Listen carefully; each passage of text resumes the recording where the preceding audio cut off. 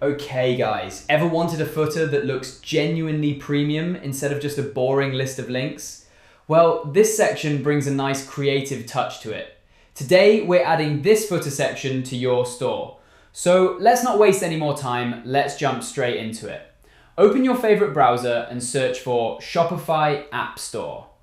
Click on the first link. This takes you straight to the official Shopify App Store. From here, you can install any app based on your needs. Right now, we're searching for Section Kit in the search bar. This is the app that makes building your store so much easier, genuinely. Open it and install it. The process takes just a few seconds, exactly like any other Shopify app. After installing, go to Explore Sections and search for SK Footer number 2. You'll find this section here. Click on More Info and purchase it. All the details are listed right below if you want to read through them. I've already purchased this one though, so let's close this and click on My Sections instead. This is where your purchase sections live. Let me scroll down and there's the section.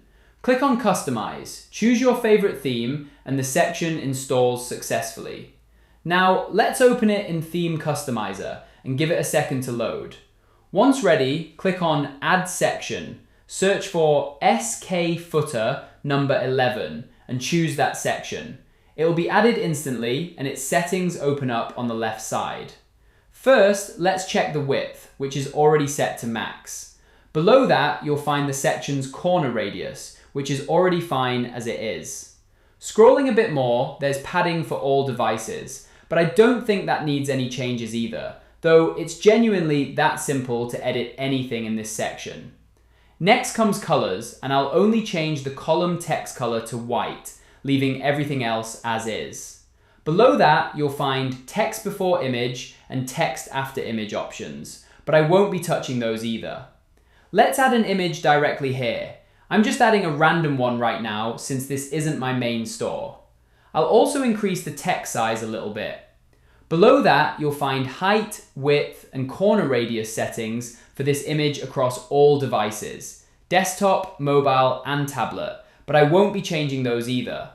Last but not least, there's a font family option, which I can easily change, but I actually like the current one, so I'll leave it as is. Now, let's close this and add some pages to these columns, which is really the actual job of a footer.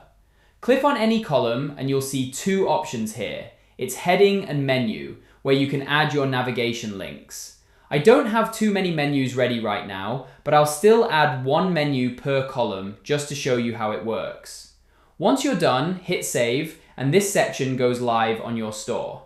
If you found this tutorial helpful, drop a like and let me know in the comments if you run into any issues. I read every single one and I'm always happy to help.